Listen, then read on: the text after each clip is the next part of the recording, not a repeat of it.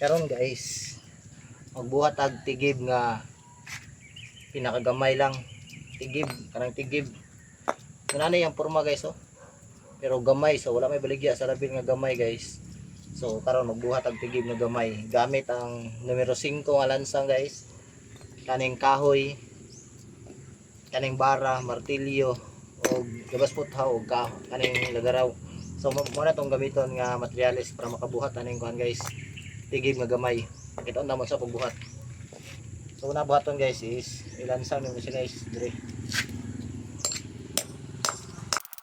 Guys, para dili man makaya na to nga dili ato gamitan og grinder. Gamit ang grinder para mas gwapo siya.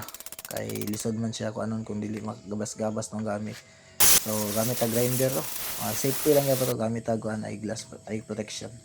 So mo na ni guys, kung makita niyo medyo amol-amol pa siya. So ang atong buhaton na ni bakapan na to siya og kuan kanang baira no. Bairo na tog tarong kay ang baid mo man siya bairan. So mo na ni ang finished product kung makita ninyo okay kay siya guys, hamis kay o ano. So mo na siya dugdog. So kani guys is para lang ni sa kanang mga dili kayo gahi nga kahoy kay kung gahi kayo mo katong lansang nga imong gidukdok adi matiwas na gito lapos to silalom.